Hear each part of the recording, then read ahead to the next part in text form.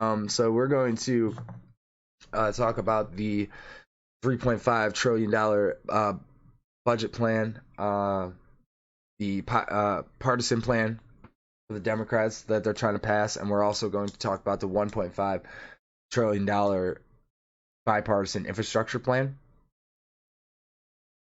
We'll start with the budget agreement. This is a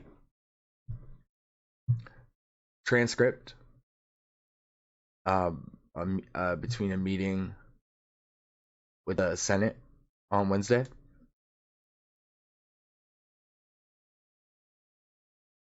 Lisa DeSantis.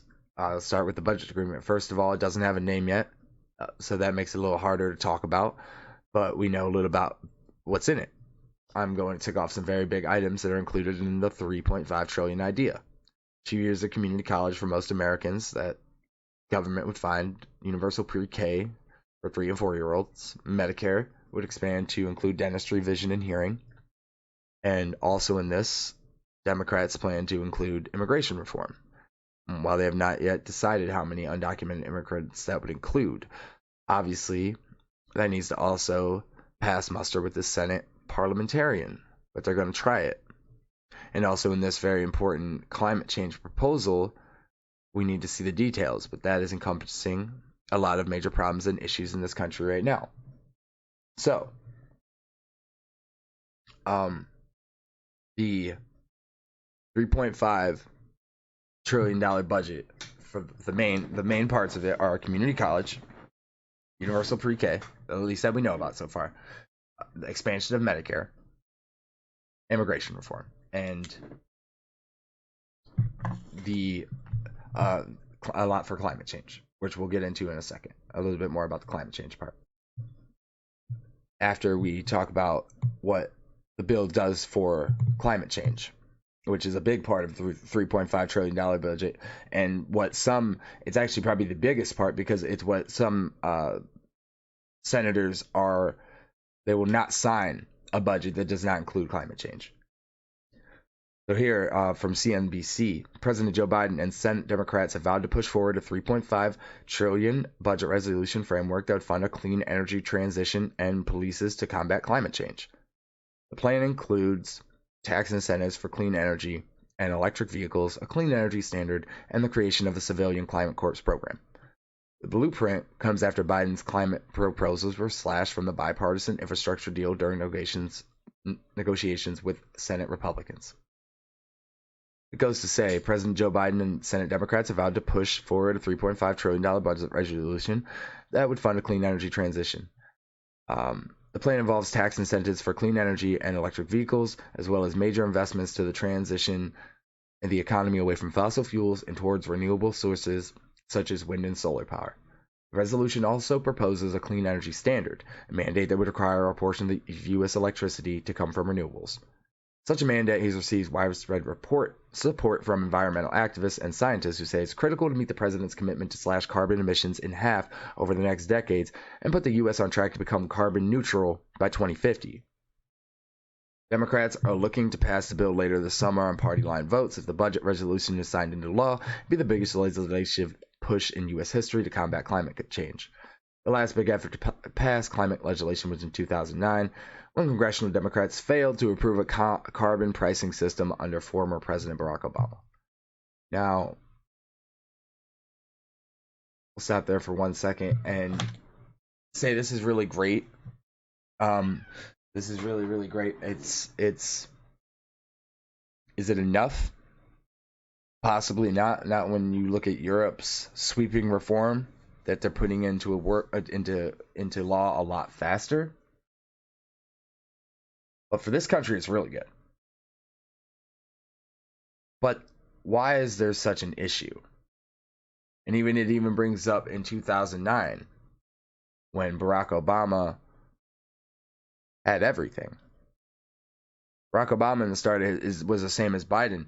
The Democrats, we own the House, the Senate, and the presidency. We should be able to get everything passed. We should be on a united front to combat not only climate change, but to combat the healthcare crisis, to combat the prison industrial complex, to combat these left-wing progressive ideas. We should be on, but that's the problem with the Democrats, is that we're not on the same page. So especially now. It was even worse. Like, they were, at least they were all on this. I feel like they were back in 2009. Everyone was kind of on the same page, just not on the page we needed them to be. Or these it wouldn't be so bad now if things were implemented back when Obama was president.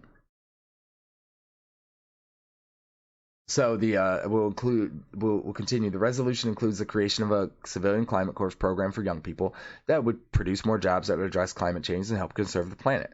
There's also proposed funding for energy efficient building, weatherization, and electrification projects, as well as language about methane gas reduction and polluter import fees to raise revenue and increase greenhouse gas emissions reduction efforts.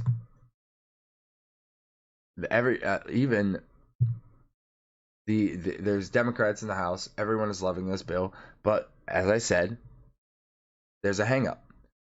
Senator Joe Manchin, Democrat, moderate Democrat,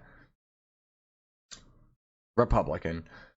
Support may be critical in the bill's passage. His votes matter all the time. Very, very disturbed by climate provisions he believes could eliminate fossil fuels.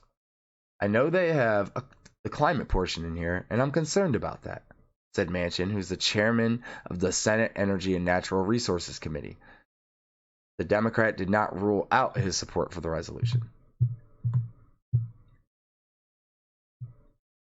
The problem is that Joe Manchin gets a lot of money from the fossil fuel industry. A lot of politicians get a lot of money from big oil, from the fossil fuel industries. And who do you think they are working for? The money is the problem. The money is the issue. They don't care about the environment because they're selfish. They don't care about the next one. I'm sure these people have kids too. I don't know if Joe Manchin has kids or not.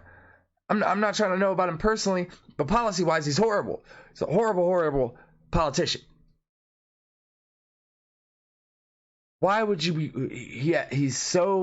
They're so deep in his pockets.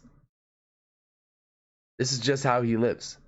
He doesn't see the irreparable damage. And I hope that he votes against it. And I hope that when up for election, he loses.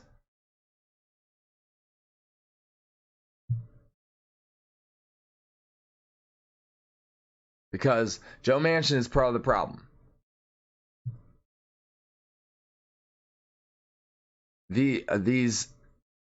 Because he's basically a moderate Democrat. He's basically a Republican.